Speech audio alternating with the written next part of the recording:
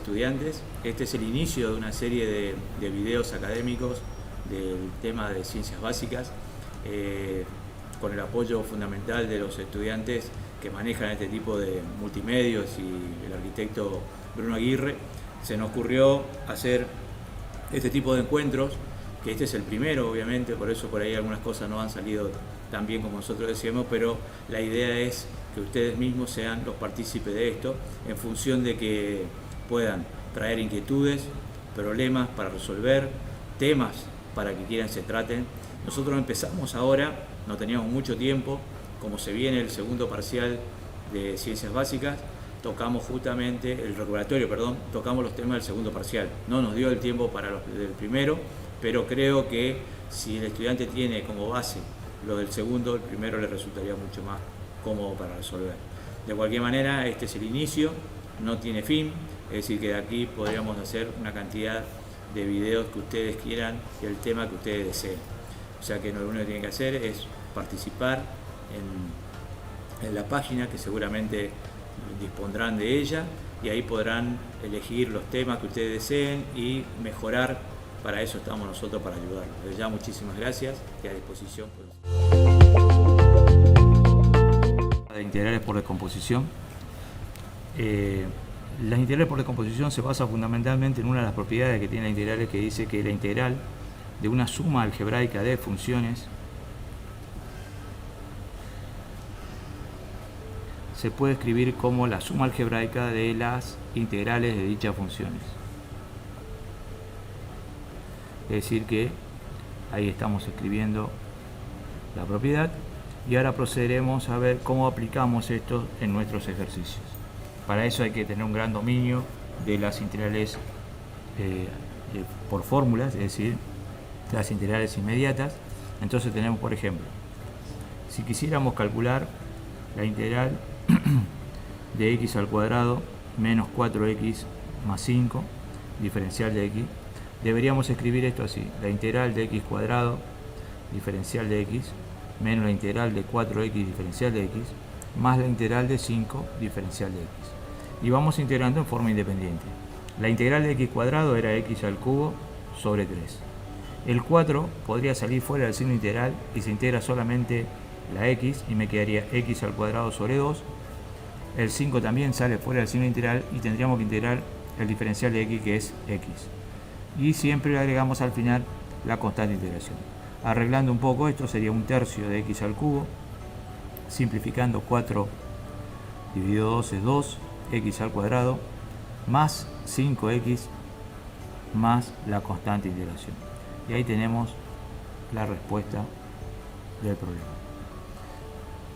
En el caso que tuviéramos otras funciones, como ser por ejemplo e a la 2x menos seno de 4x más coseno de 5x, tendríamos que saber las fórmulas correspondientes a cada una de esas integrales. Yo tendría que la integral de e a la 2x diferencial de x menos la integral del seno de 4x diferencial de x más la integral del coseno de 5x diferencial de x.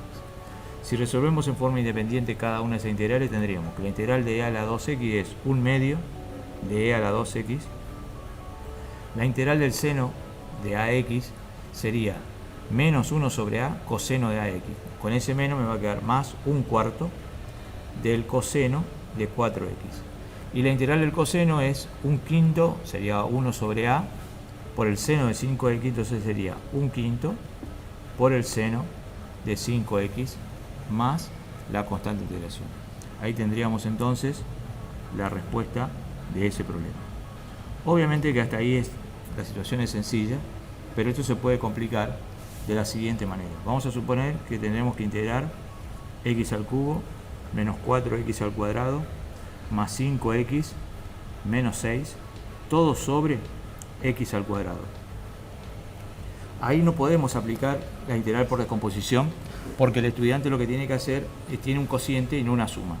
Pero si distribuye el denominador en cada uno de los sumandos del numerador, me quedaría así: x al cubo sobre x cuadrado menos 4x cuadrado sobre x cuadrado más 5x sobre x al cuadrado menos 6 sobre x al cuadrado. Todo eso diferencial de x. Hacemos las simplificaciones correspondientes y esto me quedaría x menos 4 más 5 sobre x menos 6, lo podemos estudiar como x a la menos 2.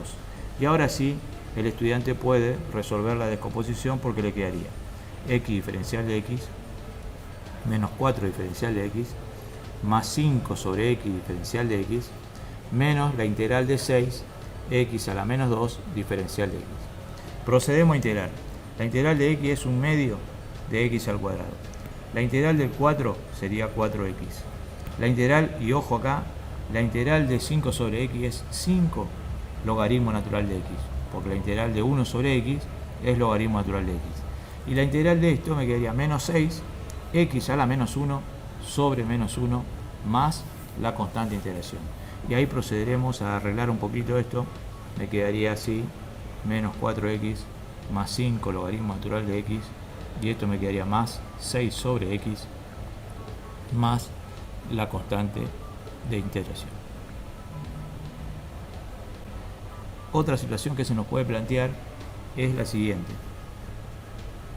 Vamos a suponer que el estudiante quiere integrar x al cuadrado menos 3, todo eso al cuadrado, diferencial de x. Él no tiene una fórmula inmediata para resolver esta integral. Entonces lo ideal es desarrollar el binomio, sabiendo que es el cuadrado del primero, o sea x a la cuarta, menos el doble producto del primero por el segundo, o sea 6x al cuadrado, más 9, que es el cuadrado del segundo, y diferencial de x. Y ahí apareció la suma, y esto me quedaría la integral de x a la cuarta diferencial de x, menos la integral de 6x al cuadrado diferencial de x, más la integral de 9 diferencial de x. Esto es igual, procedemos a integrar, me queda un quinto de x a la quinta, menos 6x al cubo sobre 3, más 9x al cuadrado sobre 2, más la constante de integración. Arreglando y simplificando, esto me quedaría un quinto de x a la quinta, 6 dividido 3 es 2, x al cubo, más 9 medios, x al cuadrado, más la constante de integración. Ahí tenemos entonces un ejemplo de cada situación planteada que se nos puede presentar.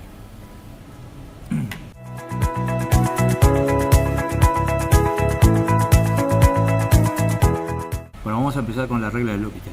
Habíamos hablado en teoría que la regla del L'Hopital servía para indeterminaciones del tipo 0 sobre 0, infinito sobre infinito. Es decir, que nosotros podríamos usar la regla del L'Hopital para salvar las indeterminaciones del tipo 0 sobre 0, infinito sobre infinito. Eso se basa fundamentalmente en lo siguiente, que el límite con x tendiendo a de f de x sobre g de x, si ese límite está indeterminado, podemos salvar la indeterminación diciendo que es el límite con x tendiendo a de la derivada de f dividido la derivada de g. Entonces vamos a proponer algunos ejercicios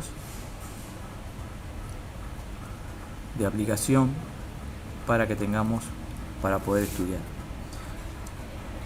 Vamos a suponer que tenemos que el límite con x tendiendo a 3 de la raíz cuadrada de x menos raíz cuadrada de 3, todo sobre x cuadrado menos 9. Si sustituimos el valor de la x por 3, esto me quedaría raíz cuadrada de 3, raíz cuadrada de 3 es 0, 3 al cuadrado es 9, menos 9 es 0, o sea que yo tengo una indeterminación del tipo 0 sobre 0. Vamos a salvar la indeterminación aplicando L'Hopital. Tendríamos que derivar en forma independiente el numerador del denominador. La derivada de la raíz de x es 1 sobre 2 raíz de x, aplicando la fórmula. La raíz cuadrada de 3 es un número, por lo tanto es una constante, y al ser una constante, la derivada es 0, o sea que me quedaría menos 0, que es la derivada de la raíz cuadrada de 3. La derivada de x al cuadrado es 2x, y la derivada de menos 9, otra vez, es 0. Por lo tanto, ya hemos creído la salvada la indeterminación, porque esto me va a quedar 1 sobre 2 raíz cuadrada de 3, y 2 por 3, entonces esto viene a multiplicar acá, y me quedaría en definitiva 2 por 3, 6, por 2, 12, raíz cuadrada de 3. Esa sería entonces la solución del problema. vamos a buscar otro ejercicio. Vamos a suponer que tenemos límite con x tendiendo a 1 de x a la quinta menos x al cubo más x al cuadrado menos 1. Todo sobre x al cubo menos 2x al cuadrado más 1. Si nosotros reemplazamos la x por el valor que tiende, vemos, me quedaría 1 a la quinta 1, 1 al cubo 1, 1 menos 1 0, 1 al cuadrado 1 menos 1 0, 0 más 0, me queda 0. Lo mismo sucede en el denominador, 1 al cubo es 1, 2 por 1 menos 2, me quedaría menos 1 más 1 0. O sea que yo otra vez tengo una interminación del tipo 0 sobre 0. Derivamos el numerador, me queda 5x a la cuarta menos 3x al cuadrado más 2x. 3x al cuadrado del denominador menos 4x y la derivada del 1 es 0. Por lo tanto, aplicando ahora límite, me quedaría 5 menos 3 más 2, todo sobre 3 menos 4. Esta cuenta me queda 5 menos 3, 2, más 2 son 4, dividido menos 1, el resultado del límite es menos 4. ¿Está? ¿Se ve bien? Sí, sí, se ve. En caso de tener al infinito, se complica un poquito más porque no basta con derivar una sola vez para salvar la interminación. Es decir, si suponemos que tenemos este ejercicio en el cual tengo una interminación del tipo infinito sobre infinito, aplicamos la regla del L'Hopital y vemos qué sucede. 6x, que es la derivada de 3x cuadrado, más 4, que es la derivada de 4x, 2x más 3, que es la derivada del denominador. Vemos que al aplicar el límite con x tendiendo a infinito, se vuelve a tener una interminación del tipo infinito sobre infinito. Por lo tanto, tenemos que insistir con el método, y ahora sí, la derivada de 6x es 6, la derivada de 2x es 2, por lo tanto 6 dividido 2 es 3. Ese sería el límite ya indeterminado de ese cociente. ¿Está? Bueno, entonces ahí tenemos unos ejemplos del L'Hopital.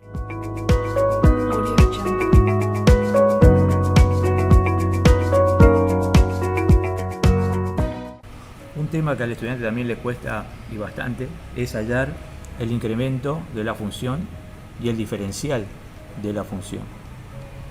Para poder calcular esto, a mí me tienen que dar como dato obviamente la función y me tienen que dar el valor en el punto donde quiero calcular el incremento y también me tienen que dar el incremento de la variable independiente. Es decir, que los datos del problema tienen que ser tres elementos. Y igual a fx, que es la función, el valor que vamos a llamar x1 y el valor de delta x, que es el incremento de la variable independiente.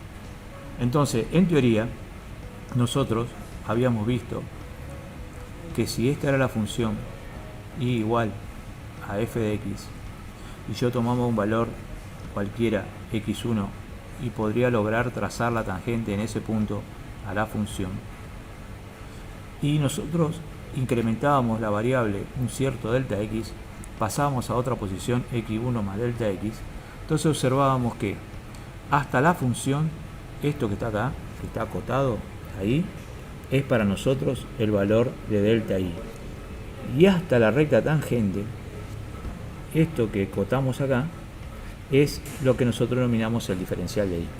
Las dos cosas son totalmente distintas. En este caso es más grande el diferencial de i que el delta i, pero no siempre sucede eso porque dependerá de la concavidad de la función. Si la función tendría esta concavidad, entonces en ese caso el diferencial de i sería menor que el delta i. Las fórmulas para calcular cada uno de ellos es: el delta i se calcula como la función incrementada menos la función sin incrementar, y el diferencial de i es la derivada de la función por el incremento de la variable independiente de delta x. Entonces vamos a proponer un ejercicio o un par de ejercicios para que rubricar este tema. Vamos a suponer que yo tengo una función x al cuadrado menos 5x más 2, el x1 vale 2 y el delta x es igual a 0,3. Muy bien, entonces vamos a empezar calculando el delta i. Primero, una cosa importante es siempre escribir la fórmula, entonces me las voy aprendiendo, la fórmula que tengo que aplicar. Y esto sería, como x vale 2 y delta x vale 0,3, entonces esto sería calcular f de 2,3 menos f de 2. ¿Qué significa esto? Que el delta i será igual reemplazar 2,3 en la función y luego restarle la función reemplazada por 2, es decir, 2 al cuadrado menos 5 por 2 más 2. Paramos un instante para tomar una calculadora y calcular esos cálculos. Los cálculos que hemos hecho con la calculadora resultaron ser esta parte menos 421 cienavos y el otro menos 4. Entonces ahora, haciendo la cuenta nuevamente, me quedaría menos 421 fracción 100 menos 4, la cuenta me queda menos 21 fracción 100 avos. Llevado eso a decimal sería menos 0,21. Podemos tomar como el resultado en fracciones o el resultado en forma decimal, lo que el estudiante le convenga. Y el diferencial de i, dice la fórmula que era la derivada de la función por el delta x. En mi caso particular, la derivada de la función es 2x menos 5 y el delta x es 0,3. Reemplazamos, para calcular el diferencial de i de nuestro caso sería reemplazar la x por 2 y esto me quedaría lo siguiente: 2 por 2 es 4, menos 5 es menos 1, por 0,3 me queda menos 0,3. Entonces, como se puede apreciar, en valor absoluto el diferencial de i es mayor que el valor absoluto del incremento de la función. Ahí tenemos un ejercicio entonces de una situación en el cual hemos calculado el delta i y el diferencial de i. Vamos a proponer otro ejercicio. Vamos a suponer que mi función ahora es un poco más compleja. F de x sería igual a 1/3 x al cubo menos 2x. Y me dicen que el x ahora vale 1 y el delta x vale 0,5. Entonces, para calcular el delta i, el estudiante debe hacer f de x más delta x menos f de x, es decir, que es f de 1,5 menos f de 1. Haciendo las cuentas con la calculadora, esto sería 1/3 de 1,5 elevado al cubo menos 2 por 1,5 menos, abrimos el corchete y eso sería 1/3 de 1 al cubo menos 2 por 1. Esto sería igual, hacemos la cuenta, tendríamos entonces 1/3 entre paréntesis 1,5 elevado al cubo menos 2 entre paréntesis 1,5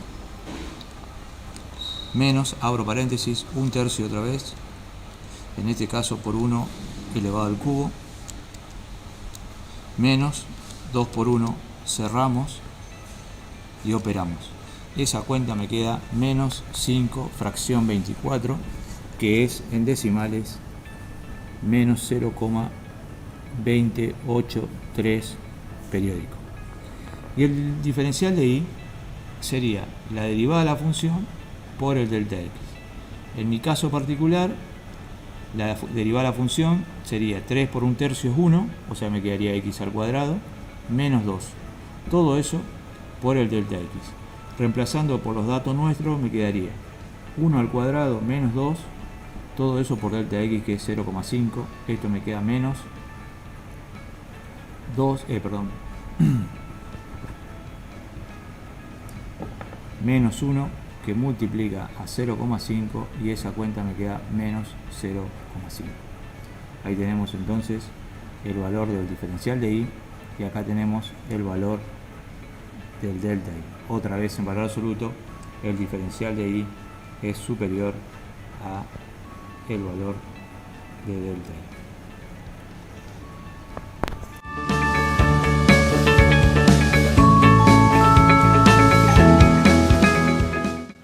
Vamos a pasar a ver el estudio completo de una función, es decir, vamos a tratar de encontrar los intervalos de crecimiento, los extremos de la función, cuáles son los máximos y los mínimos, dónde la función es cóncava y convexa y dónde se encontraría el punto de inflexión.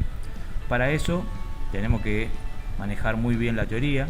Vamos a ir dando la teoría a medida que vamos desarrollando el ejercicio y vamos a proponer como ejercicio una función que tiene la siguiente característica: x al cubo menos 12x más 2. Muy bien, la teoría dice que para que una función tenga extremo, la primera derivada debe ser igual a 0. Entonces nosotros proponemos esa situación y vamos a calcular la derivada de la función. En este caso me queda 3x cuadrado menos 12 y vamos a proponer la situación de que esa primera derivada es 0 y vamos a encontrar entonces los puntos que hacen 0 esa primera derivada. Generalmente la ecuación que me queda a mí es una ecuación de segundo grado en el cual la tengo que resolver con la resolvente. En este caso está incompleta porque b vale 0. A la hora de reemplazar me quedaría 0 más menos la raíz cuadrada de 0 al cuadrado menos 4 por 3 por menos 12, todo sobre 2 por 3. Evidentemente esto me quedó más menos la raíz cuadrada de 12 por 12, 144 sobre 6, y esto me quedaría más menos 12, que es la raíz cuadrada de 144, dividido 6, y ahí aparecen dos valores, el x1 y el x2. El x1 es 12 dividido 6 es 2, y menos 12 dividido 6 es menos 2. Eso son los dos puntos extremos donde uno de ellos será el máximo y el otro el mínimo. Para sacar la ordenada, o sea el valor de y de cada uno de estos puntos, el estudiante deberá reemplazar los valores de x en la función original. Es decir, que nos tomaríamos el trabajo de calcular la ordenada de cada uno de esos puntos, y esto sería 8 menos 12 por 2 más 2, la cuenta me queda menos 14. Y en el caso de que fuese menos 2, la ordenada sería menos 8 más 24 más 2, y esa cuenta me queda 18. Esos puntos críticos, también llamados extremos, me provocan cambios de crecimientos en la función. Por tal motivo vamos a dibujar una recta real en el cual vamos a reemplazar esos valores, el 2 y el menos 2, provocándome que la recta real de menos infinito a infinito se divida en tres intervalos: de menos infinito a 2, de 2 a menos 2 y de menos 2 hasta más infinito. Voy a tomar valores representativos de cada uno de esos intervalos. Por ejemplo, perdón que ubiqué mal los valores acá. Acá está el menos 2 y acá está el 2. Entonces yo tengo tomar, por ejemplo, el menos 3 aquí, el 0 aquí y el 4 aquí. Tratemos de buscar valores fáciles de calcular, porque esos valores los vamos a reemplazar en la primera derivada.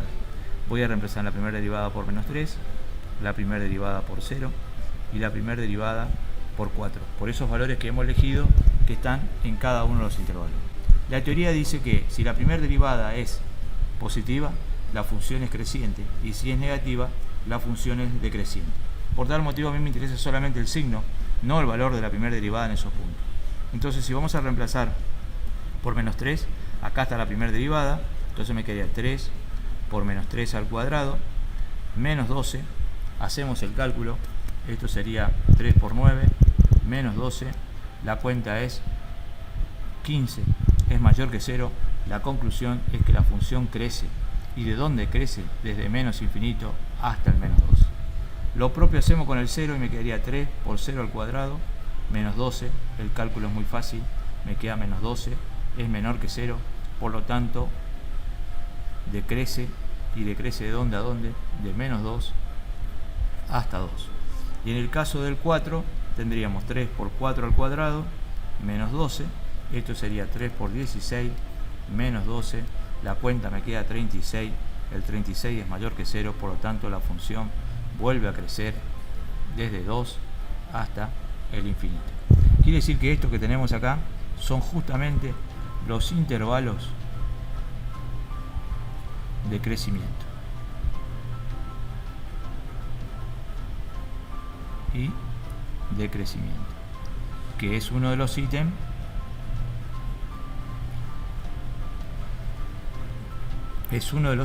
que me pide el problema. Y ahora procedemos a ver cuál de estos dos puntos críticos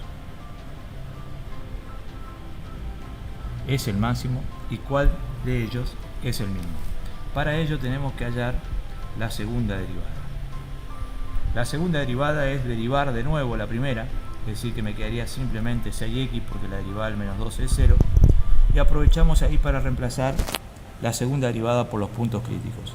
Reemplazamos por 2 y por menos 2. La teoría dice de que para que la función tenga un máximo en un punto, la segunda derivada tiene que ser negativa. Y si la segunda derivada es positiva, estamos en presencia de un mínimo. Si yo reemplazo por 2, esto me quedaría 6 por 2 es 12, mayor que 0, entonces existe mínimo en el punto 1 de coordenadas 2 menos 14. Y si reemplazamos por menos 2, me queda menos 12, esto es menor que 0, entonces existe un máximo en el punto 2 de coordenadas menos 2, 18. O sea que ya hemos encontrado cuál de los puntos críticos es el máximo y cuál de los puntos críticos es el mínimo. Y ahora procedemos al cálculo del punto de inflexión. La teoría dice que el punto de inflexión, que es el punto donde la función cambia de concavidad, la segunda derivada es igual a 0. Por lo tanto, 6x lo igualamos a 0 y aparece ahí despejando otro valor que lo vamos a llamar P3, que es el valor 0, y su ordenada la encontramos otra vez reemplazándola en la función original. Es decir, que el estudiante tendría que tomarse el trabajo de reemplazar la x por 0, me queda 0, 0 y 2, o sea que en el 0, 2 la función presenta un punto de inflexión. Pero no podemos corroborar eso hasta tanto el estudiante no identifique que realmente cambia de concavidad. Para ello dibujamos la recta real y reemplazo otra vez el valor 0, o dibujo el valor 0 en la recta real, y esto me divide en dos intervalos, de menos infinito a 0 y de 0 a infinito. Otra vez tomamos un valor a la izquierda y a la derecha y lo reemplazamos en la segunda derivada. Si la segunda derivada es negativa, se dice que la función es cóncava negativa o convexa. Entonces, nosotros teníamos que la segunda derivada es 6x, entonces tenemos 6 por menos 1, esto me queda menos 6, es menor que 0, la conclusión es que es cóncava negativa. Y si reemplazo por 2, esto me queda 6 por 2, esto es igual a 12, es mayor que 0, en ese caso es cóncava positiva. ¿De dónde a dónde? En este caso de menos infinito a 0 y en este caso de 0 hasta infinito. Acá tenemos, lo rotulamos, los intervalos de concavidad. Entonces, como hemos visto que cambió de concavidad, esto que tenemos acá es justamente el punto de inflexión. Ahí terminamos todo el análisis teórico de esto y culminaría este ejercicio con una representación gráfica. Para proceder a representar gráficamente la función, entonces vamos a usar una escala 1 en 1 para el eje X, o sea que esto sería el 2, esto es el menos 2, esto es el 0, y vamos a usar una escala de 4 en 4 para los valores de la ordenada. O sea que esto es menos 4, esto es menos 8, esto es menos 12, esto es menos 16. Esto es 4, 8, 12, 16 y 20. Entonces, en el menos 2 vemos que la ordenada es 18, entonces yo tengo ahí exactamente en la mitad, yo tengo el punto que lo hemos llamado punto 2. Y en el 2, 14, menos 14, o sea acá, yo tengo, y en el 0, 2, ahí tenemos. Entonces, obviamente, nuestra función respeta lo que hemos hecho analíticamente y esta función hace este movimiento. crece, decrece y crece, es cóncava negativa, cóncava positiva, y este es el punto de inflexión. Este es el punto 3, este es el punto 1, que hemos denominado el mínimo de la función. Este, el punto 2, es el máximo de la función, y este es el punto de inflexión de la función. Y con eso damos por terminado el ejercicio.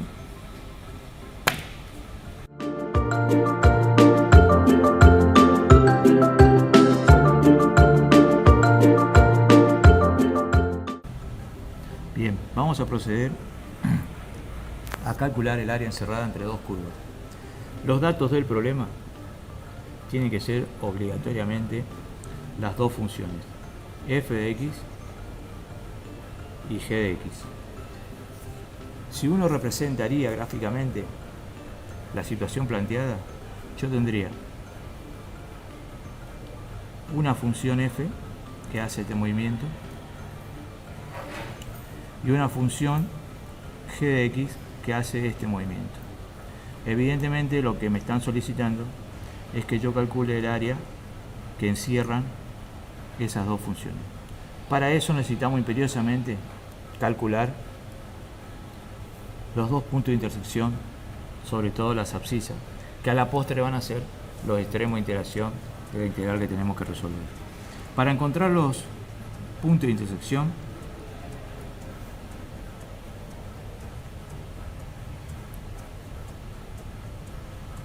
el estudiante deberá igualar las dos funciones, llevar una al otro miembro haciendo la operación contraria e igualar a 0. Eso me genera a mí una ecuación que generalmente es de segundo grado, y los resultados de resolver esa ecuación aparecen los valores de A y de B. Cuando el estudiante tiene esos dos valores de A y de B, está en condiciones de calcular el área, porque él dice que el área encerrada entre las dos curvas es la integral entre A y B de la resta de las dos funciones. Generalmente, si nosotros queremos que el resultado sea positivo, deberíamos restar la función que está por encima menos la función que está por debajo. Si el estudiante restara al revés, lo único que ocurriría es que el resultado numérico sería el correcto, pero le daría con signo contrario, o sea que no deberíamos preocuparnos por esa situación. Vamos a buscar un ejercicio para tener como modelo de cómo resolver la situación planteada. Muy bien. Entonces, una vez que el estudiante tiene las dos funciones y que sea analizar el área encerrada entre las dos curvas, procede a igualar las dos funciones. Entonces esto me quedaría menos x al cuadrado más 2x más 1 es igual a x menos 1.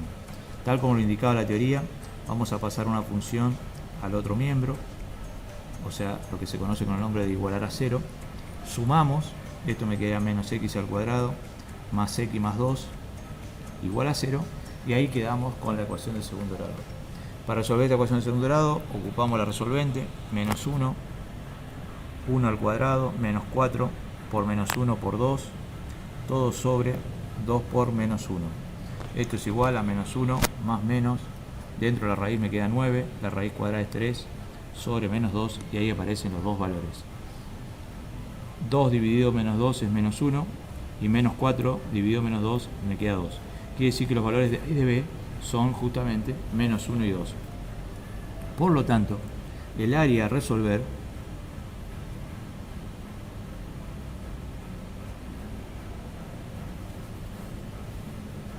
sería lo siguiente: la integral entre menos 1 y 2, justamente la resta de las dos funciones, y la resta de las dos funciones es lo que nosotros igualamos a 0 para calcular los extremos de integración.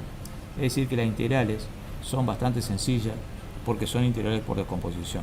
La integral de menos x al cuadrado es menos un tercio x al cubo más un medio x al cuadrado más 2x entre menos 1 y 2.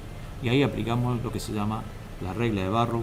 Voy a reemplazar la x primero por 2, me quedaría menos un tercio por 2 al cubo más un medio por 2 al cuadrado más 2 por 2. Y a eso le voy a restar la función reemplazada por menos 1 y me queda menos un tercio menos 1 al cubo más un medio por menos 1 al cuadrado más 2 por menos 1. Y esto procedemos a calcularlo con nuestra calculadora y decimos lo siguiente. Esto sería menos 1/3 por 2 al cubo más 1/2 por 2 al cuadrado más 2 por 2. Esa cuenta me queda 10/3. Y a eso le vamos a restar la función especializada. Borramos acá, ponemos menos 1, venimos acá, borramos y ponemos menos 1 y venimos al final y reemplazamos por menos 1. Operamos y eso me queda menos 7/6. Evidentemente ahora me quedaría esta cuenta y entonces tenemos 10/3 más 7/6. Eso me queda una cosa así de 9/2 unidades de superficie, y esa sería el área encentrada entre las dos curvas. Lo que podríamos hacer ahora es un gráfico que me indicaría a mí cuál sería el área que hemos calculado. Para ello vamos a representar gráficamente las dos funciones en un mismo sistema de ejes. Vamos a dibujar la parábola y vamos a dibujar la recta. Empecemos por la parábola. Cuando le doy valor 0 vale 1. Cuando vale 1 sería 3 menos 1 es 2. Cuando le doy valor 2 sería 4, 5. 5 menos 4 vuelve a ser 1. Cuando le doy valor 3 me quedaría 6 más 1, 7. 7 menos 9 me queda menos 2. Acá también vale menos 2 porque es simétrica. O sea que ya estamos en condiciones de poder dibujar nuestra parábola. Y una vez que tenemos dibujada la parábola, dibujamos la recta. Cuando x vale 0 valdría menos 1. Cuando vale 2 vale 1. Es decir que la recta que estamos haciendo mención es esta que está acá. Y fíjense que se cortó en menos 1 y se cortó en 2, que a la postre eran nada más y nada menos que los extremos de integración, y procedemos a pintar la zona que hemos calculado, que el resultado fue que el área de eso resultó ser 9/2 unidades de superficie. Si hemos usado una escala de 1 centímetro, serían 9/2 centímetros cuadrados. Este es el eje X, este es el eje Y, esto es 2, esto es 1, esto es menos 2.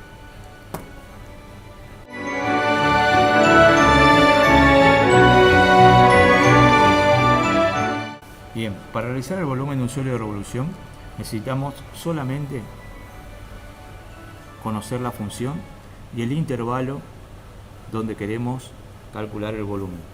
Se llama volumen de un sólido de revolución porque nosotros tenemos una función que recibe el nombre de generatriz. Esa función la hacemos girar alrededor del eje X, engendrando obviamente un sólido de revolución aproximadamente de estas características. Y nosotros mediante integrales podemos encontrar el volumen exacto que tendrá este sólido de revolución. Eso se calcula mediante una fórmula que dice que el volumen será igual a pi por la integral definida entre a y b de la función f de x elevada al cuadrado diferencial de x. Es decir, que con la sola aplicación de esa fórmula yo puedo encontrar el área engendrada, el volumen del sólido engendrado por una generatriz igual a f de x. Proponemos un ejercicio.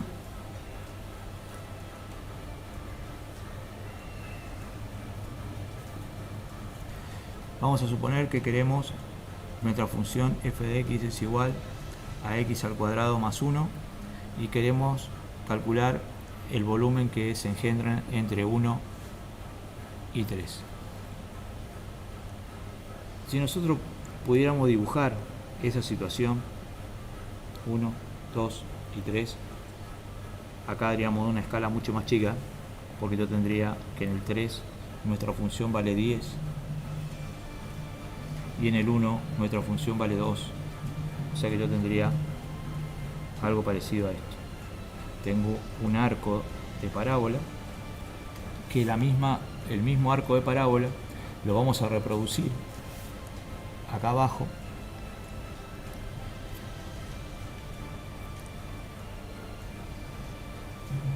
Y ahí tendríamos nosotros la representación gráfica aproximadamente de lo que nosotros pretendemos calcular. Esta sería entonces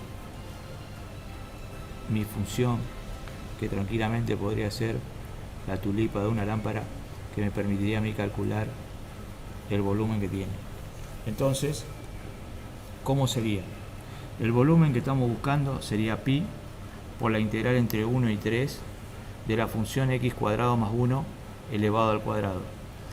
Obviamente que la integral no es sencilla, porque es una integral por descomposición. Hay un ejemplo dentro de los videos que hemos filmado. Entonces vamos a resolverla primero a la integral, o sea, hallar la primitiva, que habíamos visto que teníamos que desarrollar el binomio. Esto me va a quedar x a la cuarta más 2x cuadrado más 1, diferencial de x, y ahí proceder a integrar. Esto me quedaría un quinto de x a la quinta más 2 tercios de x al cubo más x. Esa sería nuestra primitiva. Esa primitiva la vamos a sustituir ahí, entonces dejamos la conclusión que el volumen será igual a pi,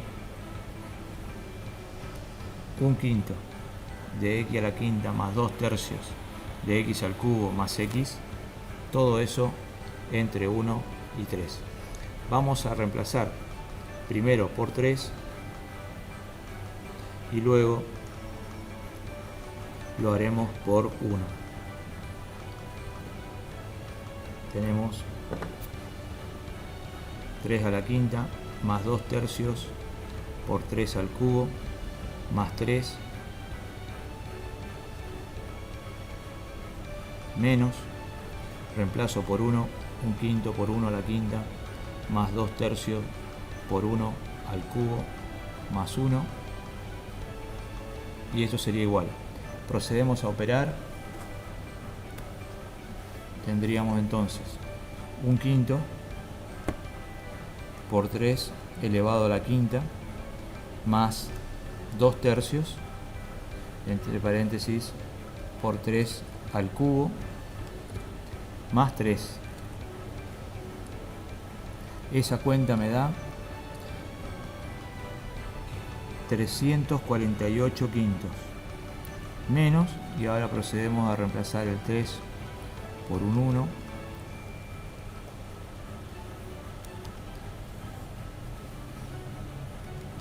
y esa cuenta me da 28 quinceavos.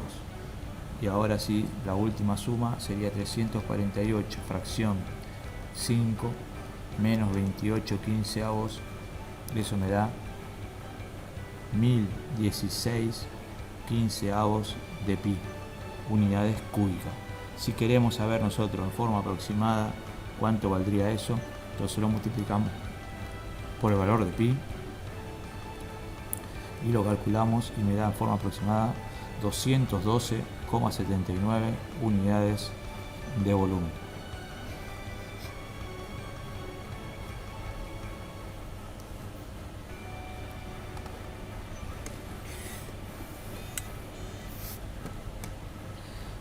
Si por ahí